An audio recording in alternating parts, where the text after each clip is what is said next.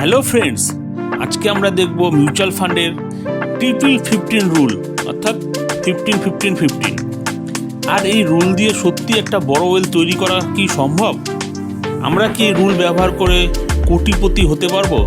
তাহলে দেখি কি এই 15-15-15 রুলস।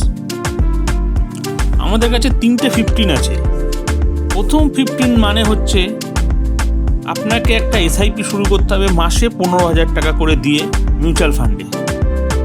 আর দ্বিতীয় 15টা হচ্ছে আপনি রিটার্ন অ্যাজুম করে চলুন 15% পার ইয়ার আমরা পাবো। আর থার্ড 15টা হচ্ছে আমাদের এই টোটাল ইনভেস্টমেন্টটা 15 বছরের জন্য ইনভেস্টমেন্ট করে রাখতে হবে। এটাই হচ্ছে রুল অফ 15। ফার্স্ট 15,000 টাকার এসআইপি করতে হবে মিউচুয়াল ফান্ডে একটা ডিসিপ্লিন হইতে। সেকেন্ড 15% রিটার্ন আসবে প্রত্যেক বছর। আর থার্ড হচ্ছে আমাদের এই ইনভেস্টমেন্টটা 15 বছরের জন্য করতে হবে। এবার আমরা একটা ক্যালকুলেটরের মাধ্যমে দেখব এই 15 বছর পর আমাদের এই ইনভেস্টমেন্ট অ্যামাউন্টটা কী হবে। এই 15 বছর আমরা টোটাল ইনভেস্টমেন্ট করব 27 লাখ টাকা। আর আমাদের রেট অফ অ্যানুয়াল রিটার্ন ধরেছিলাম 15%। আর আমাদের ইনভেস্টমেন্ট টাইম পিরিয়ড হচ্ছে 15 বছর। অর্থাৎ আমরা এই 15 বছর টাইম পিরিয়ডে আমরা হয়ে যাব কোটিপতি, অর্থাৎ আমাদের ম্যাচুরিটি ভ্যালু হবে 1 কোটি। ফ্রেন্ডস, এটাই মিউচুয়াল ফান্ডের 15-15 রুল, যা আপনাকে 15 বছরে কোটিপতি করে দেবে। এবার আমরা যদি মিউচুয়াল ফান্ড এএমসির ফান্ডগুলোর উপর এই 15-15 ফর্মুলা নিয়ে স্টাডি করি, তাহলে কী হয় দেখি। সবার পছন্দের অ্যাসেট ম্যানেজমেন্ট কোম্পানি অর্থাৎ এএমসি, এসবিআই মিউচুয়াল ফান্ড, তার ফান্ডগুলোর উপরে রুল অফ 15-15 ইউজ করি। ফান্ডের নাম SBI large and mid cap fund. 15 বছর ধরে আমরা এসআইপিটা চালিয়েছি, অর্থাৎ 15,000 টাকা করে আমরা ইনস্টলমেন্ট দিয়েছি, অর্থাৎ টোটাল 180খানা ইনস্টলমেন্ট দিয়েছি। আর এই টোটাল অ্যামাউন্টে ইনভেস্ট করেছি 27 লাখ টাকা। আর 2024 পর্যন্ত এই ফান্ডটা রিটার্ন দিয়েছে 15.01%, অর্থাৎ আমাদের 1 কোটি টাকা ওয়েলথ ক্রিয়েট হয়ে গেছে। Next fund SBI contra fund. এটা তো আমরা 180খানা ইনস্টলমেন্ট দিয়েছি, 27 লাখ টাকা টোটাল ইনভেস্টমেন্ট। এই ফান্ডটা এখনও পর্যন্ত রিটার্ন দিয়ে আসছে 19.59%, অর্থাৎ আমাদের ওয়েলথ ক্রিয়েট হয়েছে 1,62 লাখ টাকা। সেকেন্ড ফান্ডটা যদি আমরা দেখি এসবিআই ইকুইটি হাইব্রিড ফান্ড। এই ফান্ডেও আমরা 27 লাখ টাকা ইনভেস্ট করেছি। এই ফান্ডটা রিটার্ন দিয়ে আসছে 15.28%, অর্থাৎ আমাদের 1 কোটি টাকার পারপাস তৈরি হয়ে গেছে। Second SBI multi cap fund. এই ফান্ডটাও 27 লাখ টাকা আমাদের টোটাল ইনভেস্টমেন্ট এবং এই রিটার্ন দিয়ে আসছে 15.98%, অর্থাৎ এই ফান্ডটাও আমাদের ওয়েলথ ক্রিয়েট করেছে 1,12 লাখ টাকা। Next SBI long term equity fund.